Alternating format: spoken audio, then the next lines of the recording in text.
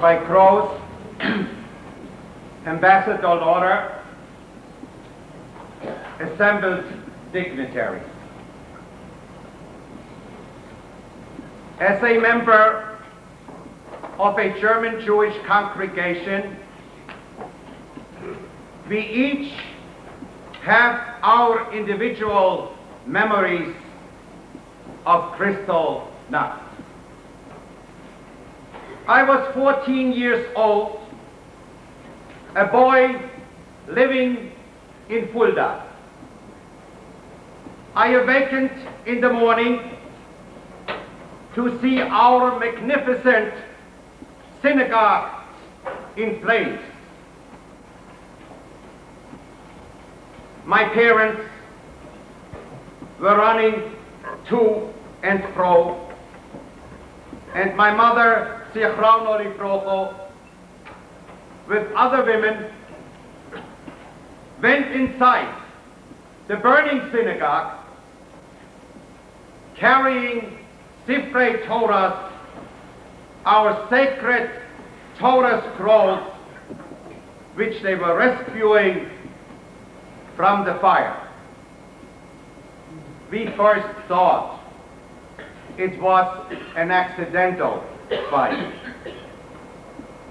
until later that afternoon, when word arrived of synagogue fires, destructions, and desecrations in all surrounding communities, in Rina, in Hersfeld, in Hünfeld, too many to name. The following day, all Jewish men in town were arrested.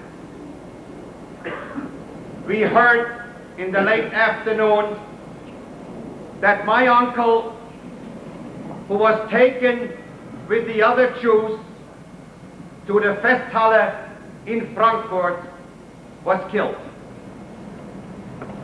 The authorities rang my aunt's doorbell, left the body in a nailed coffin with strict orders not to open it. The Holocaust had begun. Now, 50 years later, we are an aging congregation of survivors. The world would like to forget those awful days of the Holocaust. That would be almost as evil a crime as what had happened. We cannot forget. And it is through the noble efforts of Ambassador Lauder that this memorial sculpture will serve as an eternal monument to those who lost their lives, and as a ner tomit, an eternal light to remind the world that anti-Semitism is an ever-present danger requiring unending vigilance. My friends, this synagogue was founded by German Jewish refugees, by a group of Baalei Batim brought together, imbued by a common desire to once again rekindle the light of Torah and Yiddishkeit on these shores of America. In the hall of our synagogue, there is placed a corner store, as it was mentioned before, taken from the destroyed Würzburger synagogue, symbolic of our determination to rebuild. We will never let the Nazis of the 1930s or present-day anti-Semites succeed in their goal to abolish our sacred Torah tradition. We survived the Nazis, and our children and grandchildren, by our example, have, thank God, flourished in this country and in Israel. Our sacred obligation to them and for untold generations to come is to preserve the memory of our past, so that, God willing, there will never again be a need to establish such monument in the future. We owe a deep debt of gratitude to Ambassador Lauder for his tireless devotion to this project. May all of us enjoy only simchas in the future, and may the Almighty grant peace to all humanity. Thank you.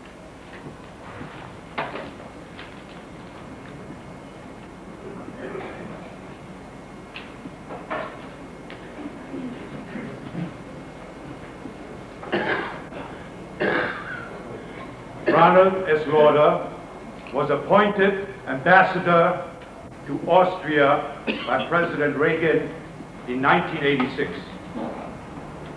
He brought to his diplomatic post the experience in European affairs as Deputy Assistant Secretary of Defense for European and NATO policy. Returning to this country following the shocking revelations about the Austrian President Waldheim, he established the Ronald S. Lauder Foundation, whose goal it is to fight prejudice that threatens Eastern European Jewry. He also has established an international student exchange program. He is a member of the United States Holocaust Memorial Council, as well as of various other civic and political causes. Ambassador Lauder is the author of the book, Fighting Violent Crime in America. He is the younger son of S.T. Lauder and of the late Joseph Lauder, and is currently chairman and president of Lauder Investments Incorporated in New York City. It gives me great pleasure and is a great honor to present to you Ambassador Ronald S. Lauder.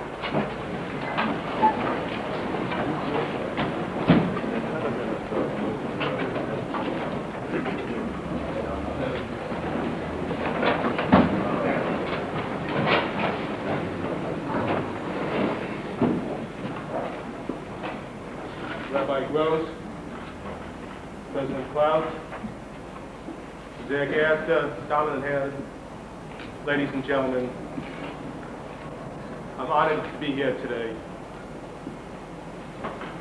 Rabbi Gross, in his eloquent speech about what Kristallnacht meant, said it all. He talked about the destruction of synagogues, the destruction of homes, destruction of shops. He spoke very, very eloquently about what it meant.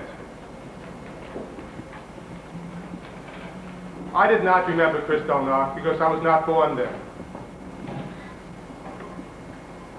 I learned about Kristallnacht both from history books and as ambassador in Austria. Sometime after I arrived in June 1986, I was walking in the 2nd District of Vienna on the Tempelgasse. Walking down the Tempelgasse, I was looking for the synagogue that I heard about from my grandparents. My grandparents, who lived 2 blocks from here on 181st Street. And when my grandparents knew about this synagogue, and I didn't realize it was the same synagogue until I got here, they called it Synagogue Hanover. I walked down Tempelgasse in Vienna looking for the synagogue. Walked down and I found a big parking lot. A parking lot about the size, or twice the size, of this temple. And I asked the people there, what was here before? Weiß nicht. Keine Ahnung. I knew what was there. It was the major synagogue in Vienna. And I started asking around in Vienna, who knew about what happened? When was it burnt? No idea. Keine Ahnung. At that point, I decided that people have to know what happened on Kristallnacht. Almost all of you know the story. You lived it. If you didn't live it in Germany, you lived it here. But for the millions and millions of people who didn't live it, they had to know. Rabbi Gross was right. It was a question of silence. When Hitler started in 1933, he did not want to kill the Jews. He wanted to get the Jews out of Germany. He didn't care where they went, he just wanted to get them out of there. By 1938, he was making life impossible for Jews. And in 1938, on July 9th, there was a famous conference at Evian, France. At this conference, 32 countries came together. They came together to discuss what's going to happen with the 650,000 Jews in Germany. They met for 9 days. At the end of 9 days, every one of these 32 countries, the United States included, said, we have no room for the Jews. We don't want them. We don't need them. We have too much unemployment in our country. It would upset our balance. We have immigration quotas. Whatever excuse. The 50 Jewish organizations that came to Evian, none of them were heard. Hitler then said to his people, let's do something that will shock the world. He was waiting for an excuse. He found that excuse when Herschel Greenspan, a Polish Jew, killed von Rath, the third secretary of the German embassy in Paris. He shot him on November 7th, and von Rath died on November 9th. And on November 9th, using the excuse of von Rath, there was the worst program in the world. Rabbi Gross was wrong on one thing he said. He talked about 200 synagogues. The number is 1,200 synagogues, not 200. All the history books write about 191, 200 synagogues. You know where that number comes from? It comes from Joseph Goebbels. 2 days later, after Kristallnacht, they were saying, what number should we tell the world so that they won't think it's too much? And they talked about 191. There was nobody that had the time or the interest to check how many it was. Dr. Meyer Schwartz, a Jew who comes from Baden, living now in Jerusalem, spent the last 2 years, checking. The number is 1,228 synagogues and 200 smaller houses of worship were destroyed. 8,000 businesses were destroyed. 417 people were killed. 10,000 were hurt. 30,000 went to jail, of which 8,000 died. The world, as Rabbi Gross said, reacted with words, no action. People didn't know what to do. I question how different the Holocaust would have been had they known what to do. Hitler, 3 days later, when on November the 15th, 1938, said to his people, "We can do with the Jews what we want to do. The world doesn't care. They won't act." At that point, the fate of European Jewry was sealed.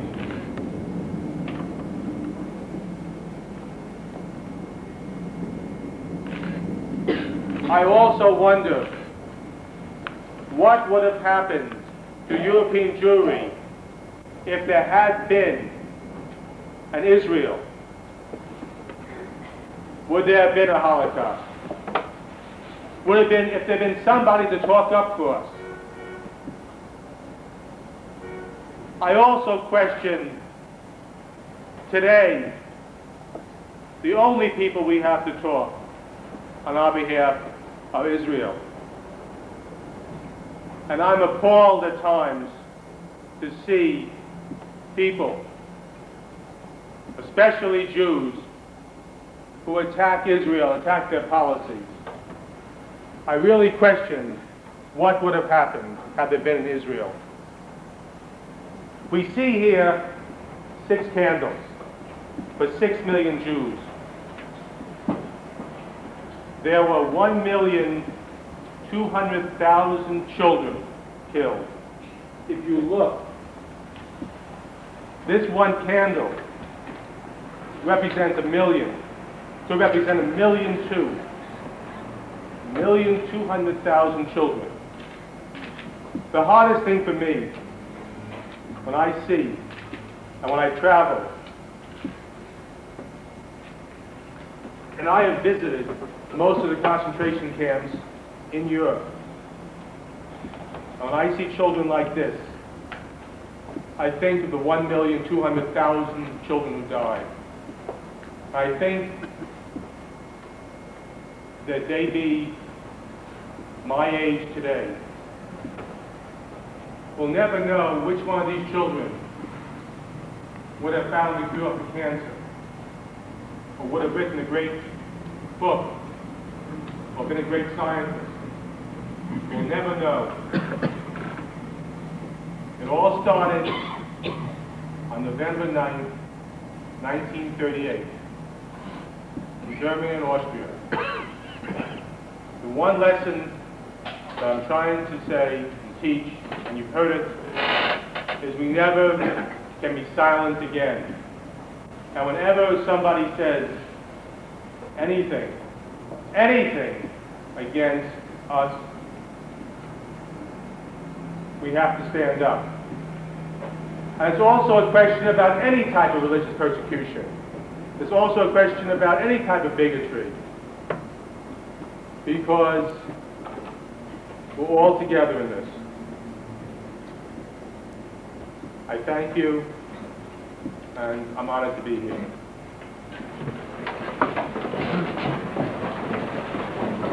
Please be seated. The program is not finished. We do have dignitaries. We certainly have the Killam, and there is still a program that we would like to complete in a proper fashion. We know that the ambassador has a great schedule and converted his schedule to be here tonight. Made every effort to be with us. We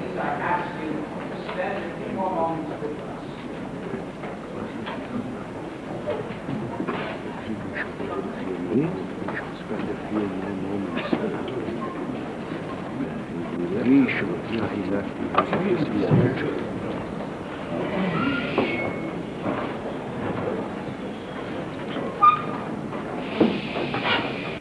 would like to acknowledge the presence of State Senator Leifter, of Assemblyman Brian Murtaugh, and City Councilman Stanley Michaels. Father Rome has also joined us in this occasion. We will now continue our program and recite three capitals of Tehillim, which were given out previously to you, led by Cantor Weiss.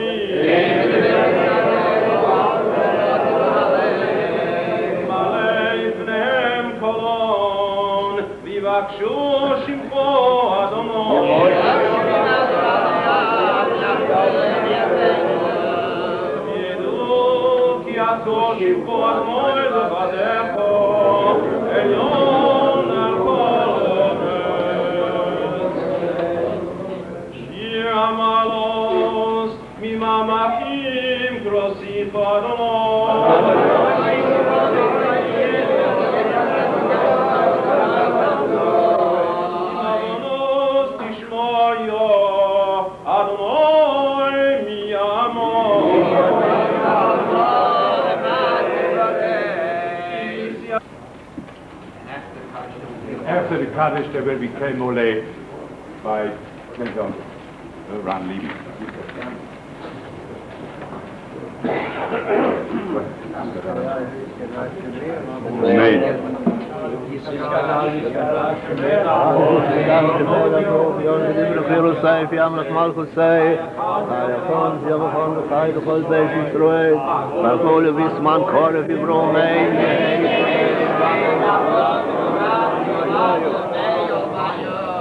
Yisborach, Pishlabach, Pisboar, Pisroman, Pisnaseh.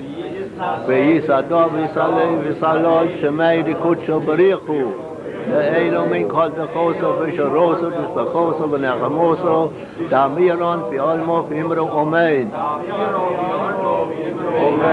Yehei Shalom, Rabu min Shemayim, Chayim, Oleinu, Vi'al Kol Yisrael, Imro, Omein.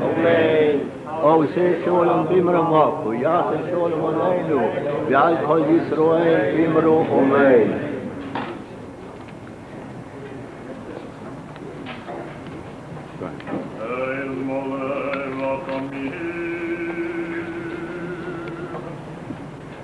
Shokain Mafu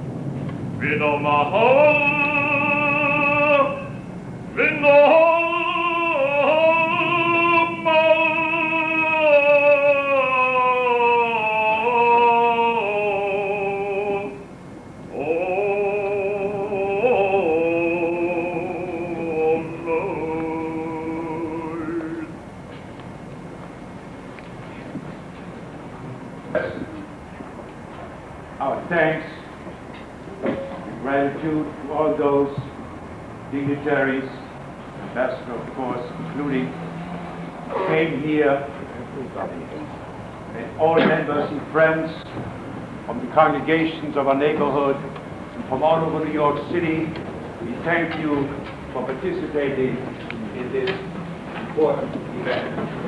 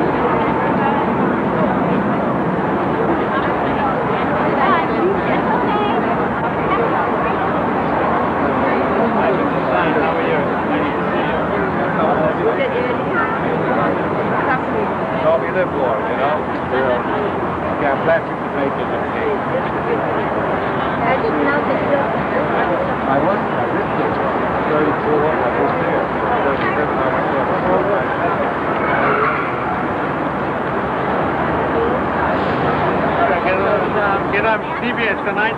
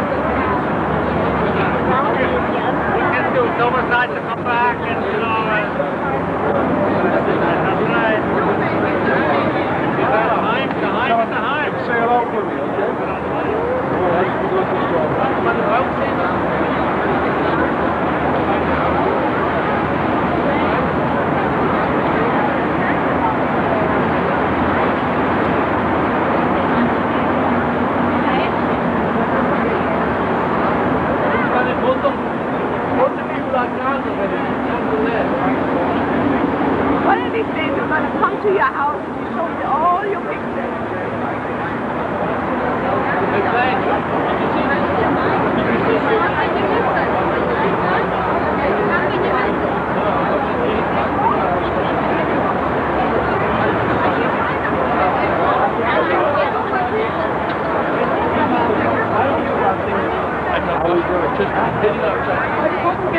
Anytime. Good job with me, thank you. Yeah, because I got my go to 8 o'clock this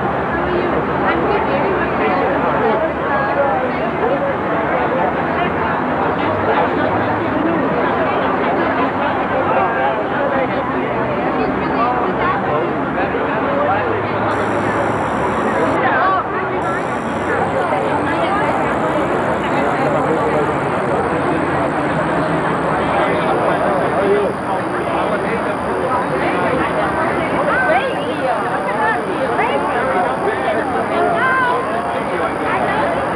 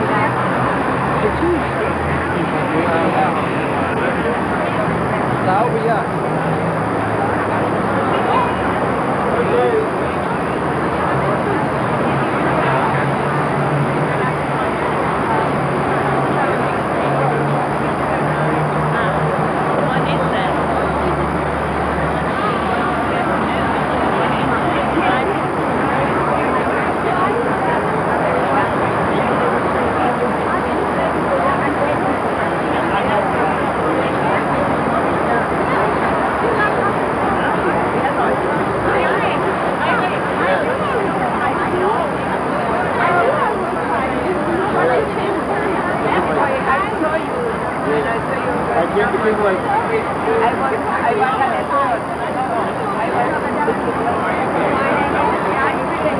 I don't think so.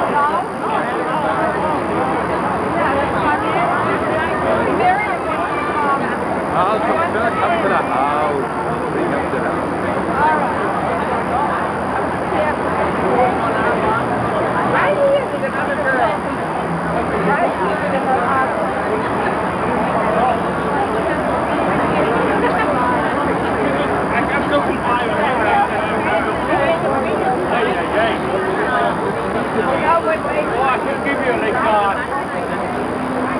You know the Haines? Sydney, you know, she goes to, I go to the bar in the morning. He's always there. You know, Sydney, the one who drinks like this? Yeah, he's 5. And she goes to the bar. Huh?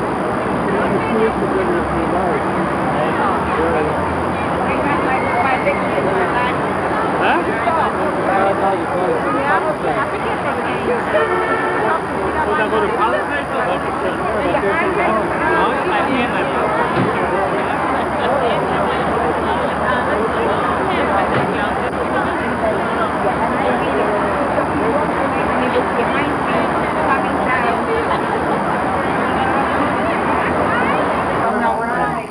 All right,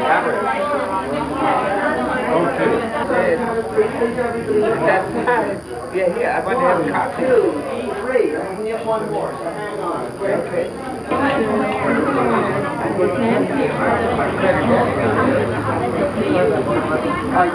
Are you serious? Okay. Okay, folks, just look up here and on the count of smile, and count of 3, 1, 2, 3. Very nice. Okay. All right. Okay. Barry, your mom, Barry. Oh, you're not in Still voting. Sorry? Are you developed before I go back? How soon are you going to have it out?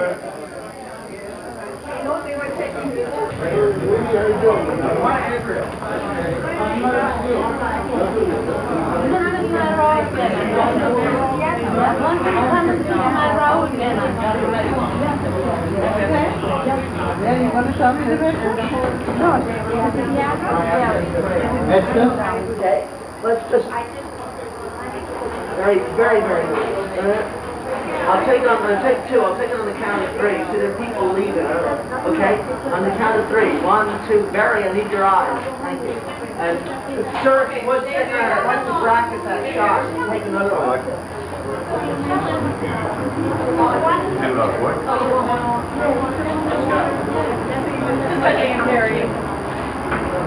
the count of 3. But Barry, I need your eyes in the picture. Your eyes. Barry, Barry, look up here, okay? That's it. I'll take it on the count of 3. Very nice. 1, 2, 3. Thank you.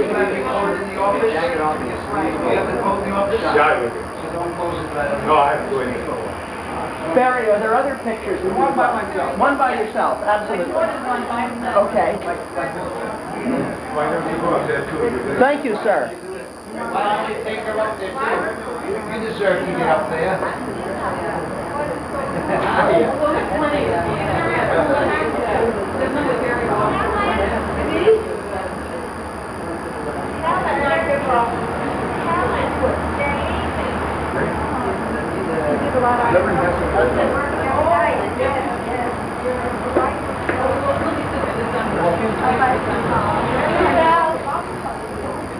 Barry, that's very nice. Okay, that's lovely. And I'll take that on the count of 3. 1.